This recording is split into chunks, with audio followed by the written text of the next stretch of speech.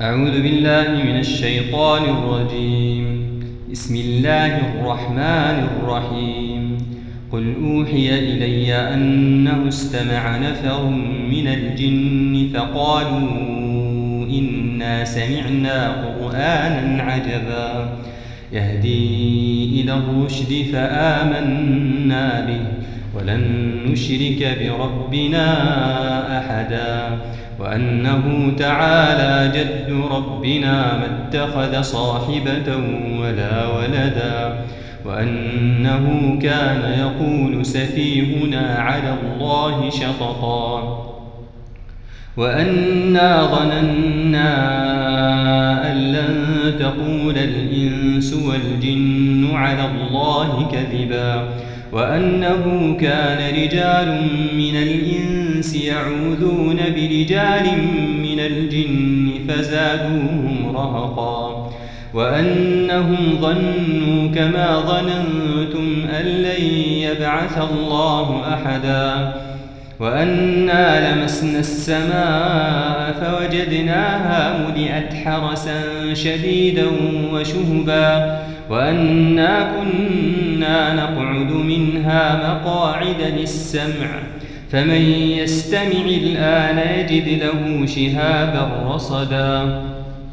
وأنا لا ندري أشر أريد بمن في الأرض أم أراد بهم ربهم رشدا وأنا منا الصالحون ومنا دون ذلك كنا طرائق قددا وأنا ظننا أن لن نعجز الله في الأرض ولن نعجزه هربا وأنا لما سمعنا الهدى آمنا به فمن يؤمن بربه فلا يخاف بخسا ولا رهقا وأنا منا المسلمون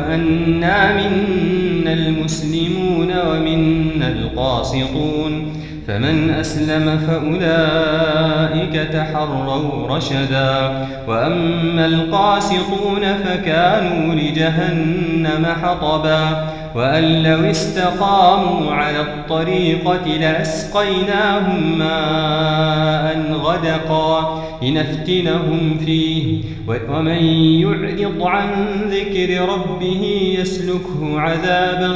صعدا وأن المساجد لله فلا تدعوا مع الله أحدا وأنه لما قام عبد الله يدعوه كادوا يكونون عليه لبدا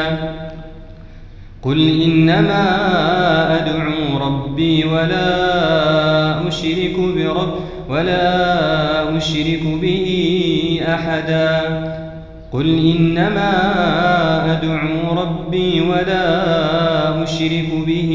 أحدا قل إني لا أملك لكم ضرا ولا رشدا قل إني لن يجيرني من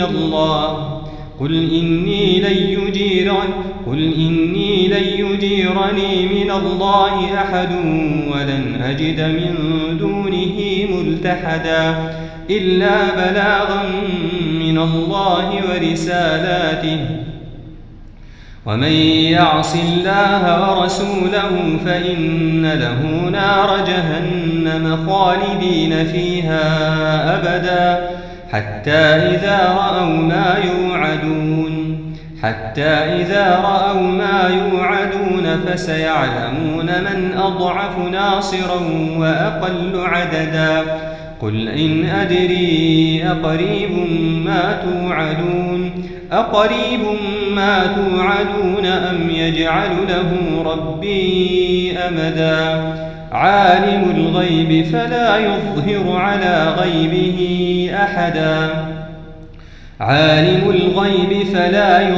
على غيبه